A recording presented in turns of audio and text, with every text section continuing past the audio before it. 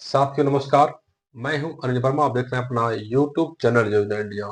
साथियों, योजना इंडिया योजनाओं का चैनल है जिसमें हम सभी विभागों की योजनाओं की जानकारी आप तक समय समय पर पहुंचाते रहते हैं। इसी क्रम में हम आपको बता रहे हैं प्रधानमंत्री आवास योजना ग्रामीण के तहत जो सर्वे हो रहा है उसके तहत लाभार्थियों का चयन कैसे होगा, कैसे आवेदन होगा, कैसे पंजीकरण होगा, कैसे सर्वे हो रहा है, ये सारी जानकारी मैं आपको समय समय पर यूट्यूब चैनल योजना इंडिया पर देता रहा हूँ।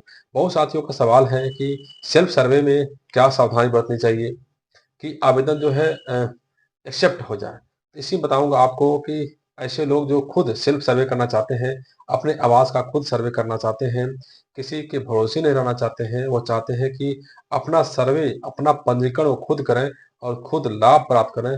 इसके लिए आपको करना क्या है? इसके लिए पीएम आवास योजना 2024 का ऐप है या फिर गूगल में जाकर पीएम आवास योजना 2024 सर्वे आप जाकर के ऑप्शन में को सेलेक्ट करते हुए प्रोफार्मा को भरते हुए आप अपना पंजीकरण करा सकते हैं।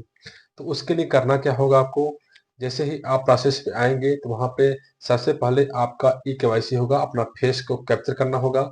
उसके बाद सारी प्रक्रिया आगे बढ़ती चलाई जाएगी और जो सर्वे होगा यानी पंजीकरण होगा उसमें जो मुखिया होंगे परिवार के, उनका पूरा डेटा भरा जाएगा। उसके अलावा जो परिवार में जो सदस्य हैं उनका डेटा भरा जाएगा। उसके अलावा जो कुछ सवालों का जवाब है उसको देना होता है। तो इसी बारे में बताऊंगा कि आपको क्या-क्या सावधानी बरतनी होगी ताकि आपका जो है आवेदन यानी पंजीकरण निरस्त न होने पाए और आप जो है पात्र हैं, आपको ज़रूर योजना का लाभ मिले। तो सबसे बड़ी बात ये है कि आप खुद अपना करना चाहते हैं तो पीएम आवास योजना 2024 सर्वे का ऐप जो है डाउनलोड कर सकते हैं या फिर आप जो है गूगल में जाकर के पीएम आवास योजना 2024 को जो ऑथेंटिक साइट है उस पे जाकर के आवेदन कर सकते हैं। अपने मोबाइल से घर बैठे ही आवेदन कर सकते हैं, पंजीकरण कर सकते हैं। तो बताऊँ आपको सावधानी क्या बरतनी है? इसके लिए जो पात्रता का निर्धारण किया है शासन ने, सरकार ने, उससे संबंधित जो है इसमें सवाल पूछे जाते हैं, प्रश्न पूछे जाते हैं। उससे संबंधित जो है इसमें आपको जवाब देना होता है। यस या नो में जवाब देना होता है। जो सूचनाएँ भरनी होती है उसको भी आपको पूरी पात्रता के संबंध में जानकारी रखते हुए भरने होते हैं।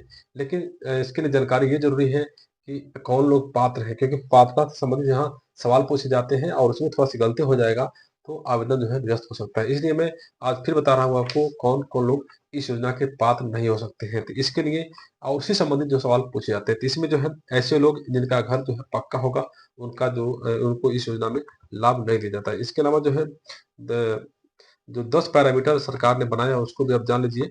इसमें मोटर युक्त 2 पहिया और 3 पहिया वाहन वाले, मशीनी युक्त 3 पहिया 4 पहिया वाहन वाले, 50,000 या उससे अधिक का केसीसी माने किसान क्रेडिट कार्ड लेने वाले, सरकारी कर्मचारी, 15,000 रुपए उससे अधिक कमाने वाले, पंजीकृत गैर कृषि उद्यम वाले, आयकर देने वाले, व्यवसाय कर देने वाले, 2.5 एकड़ या उससे अधिक कृषि भूमि वाले, 5 एकड़ या उससे अधिक जो है कोई भी भूमि वाले, इनको जो है लाभ नहीं मिल सकता है। और इसी संबंधित इसमें सवाल पूछे जाते हैं, उसमें थोड़ा-सा आपने चूक किया तो आपको जो है योजना का लाभ नहीं मिल पाएगा। जैसे मान लीजिए उदाहरण के तौर पे एक सवाल पूछा जाता है कि source of income, source of income क्या है? 15,000 रुपए से कम भरना है आपको, क्योंकि इसमें माना गया है कि 15,000 रुपए से अधिक वालों को इस योजना में लाभ नहीं दिया जाता है। तो इसलिए सोर्स ऑफ इनकम में आपको इसमें डालना होगा, इनकम में 15,000 रुपए से जो भी कम है उसको भर सकते हैं उसमें। फिर मोटराइज़ 3/4 व्हीलर, यस या नो में आपको उत्तर देना है। तो जैसे मानक बताया मैंने आपको कि 3 पहिया और 4 पहिया वाहन वालों को लाभ नहीं मिल रहा है, तो इसमें आपको क्या करना है? मोटराइज़ 3/4 व्हीलर में आपको नो कर देना है, यानी कि आपके पास मोटर युक्त वाहन 3 पहिया 4 पहिया वाहन नहीं है। इसके बाद मोटराइज़ 3/4 व्हीलर एग्रीकल्चर इम्प्लीमेंट माने इसको भी आपको नो कर देना है, क्योंकि इसमें मानक में दिया गया है कि जिनके घर जो है 3 पहिया 4 पहिया वाहन होंगे, कृषि वाले, उनको भी लाभ नहीं दिया जाएगा। उसके अलावा इसमें अब एक सवाल पूछा जाता है, any member as a government employee, मतलब मैंने आपको पहले बताया था कि कोई व्यक्ति सरकारी कर्मचारी हो तो उसको लाभ नहीं मिलेगा, इसलिए पूछ रहा है एनी मेंबर, कोई व्यक्ति आपके परिवार में सरकारी एम्प्लॉय है, कर्मचारी है, तो इसमें यस या नो में आपको उत्तर देना है। यदि आपने यस कर दिया तो आपका आवेदन रिजेक्ट हो जाएगा, इसलिए यहाँ पे आपको नो करना है, यानी आपके परिवार में कोई सरकारी कर्मचारी नहीं है। इसके अलावा पूछा जाता है, any member more than age 15,000 per month, yes या नो। पूछ रहा है कि आपके परिवार में कोई सदस्य 15,000 रुपया उससे कमाता है, तो आपको यहाँ नो करना है। यस कर देंगे तो यानी कि आप कोई कमाता है, इसलिए आपका आवेदन निरस्त हो सकता है। फिर पूछता है कि यदि member paying income tax, yes या नो, मतलब कि कोई व्यक्ति आपके परिवार में जो इनकम टैक्स आयकर दाता है, यस या नो, हाँ या नहीं, तो आपको यहाँ नो कर देना है, यानी कोई आपके परिवार में आयकर दाता नहीं है। इसके बाद पूछता है any member paying professional tax, यानी कोई व्यापार कर है आपके परिवार में देता है, तो है कि नहीं है, इसके बारे में पूछा जा रहा है। आपको यहाँ पर नो कर देना है, क्योंकि ये पात्रता संबंधी सवाल पूछे जा रहे हैं। यदि आपके परिवार में ऐसे कोई मिल जाएगा तो आपको उसके लिए अपात्र माना जाएगा। फिर अगला सवाल पूछा जाता है इसमें कि ओनर 2.5 एकड़ मोर देन इरिगेटेड लैंड, माने 2.5 एकड़ से अधिक किसी के परिवार में कोई भूमि है, उसके बारे में आपको यस या नो में करना है, यदि इसमें आपको नो कर देना है।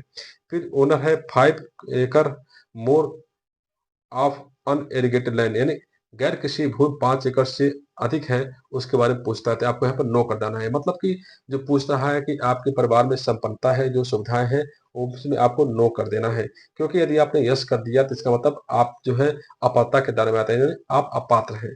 तो अब पात्र कौन है इसके बारे में बता दूं आपको। पात्र वही लोग हैं जिनके पास छप्पर का घर है, मिट्टी का घर है, पक्का घर नहीं है, उनको इसमें पात्र माना गया है। पूरी तरह से गरीबों के लिए योजना है प्रधानमंत्री आवास योजना, इसमें सिर्फ और सिर्फ गरीबों के लिए सरकार ने बनाया, और इस बार जो है काफी कड़ाई से जो है ऑनलाइन सर्वे कराया जा रहा है। इसमें भूमिहीन जो होते हैं और आवासहीन होते हैं, 1 या 2 कमरे वाले होते हैं, कच्ची दीवार वाले या घर वाले होते हैं, फिर आश्रय विहीन परिवार होते हैं, बेसहारा होते हैं, भीख मांगने वाले होते हैं, हाथ से मैला ढोने वाले होते हैं, आदिम जनजाति समूह होते हैं, वैधानिक रूप से मुक्त कराए गए बंधुआ मजदूर, ये लोग पात्र होते हैं। इनको सबसे पहले प्रधानमंत्री आवास योजना का लाभ मिलना चाहिए। तो साथियों, हमने कुछ उदाहरण बताया आपको, आप इसी से अनुमान लगा लीजिए कि आपको कोई भी अगर पूछता है तो उसके बारे में आपको सोच समझ के सवाल का जवाब देना है अपने ऐप में, जो आवास का ऐप है।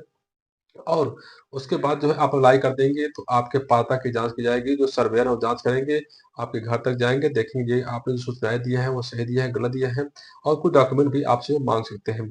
इसके अलावा जो है कुछ में भरना भी होता है इसमें, जैसे आप परिवार के मुखिया हैं तो आपके बारे में नाम, पिता का नाम, आधार कार्ड नंबर और जॉब कार्ड नंबर, बैंक खाता नंबर आदि डिटेल भरना होता है। लिंग क्या है, शैक्षिक योग्यता क्या है, सब भरना होता है। इसके अलावा यही सब सूचनाएँ परिवार के संबंध में भी भरे जाते हैं। तो आपने भर दिया, सत्यापन हो गया, आप पात्र हैं, आपको ज़रूर लाभ मिलेगा। आपको और कोई जानकारी चाहिए और कोई जिज्ञासा है तो कमेंट बॉक्स ज़रूर पूछिएगा, हम लोग बताएँगे। फिर मिलते हैं नए वीडियो में नई जानकारी के साथ, तब तक के लिए नमस्कार।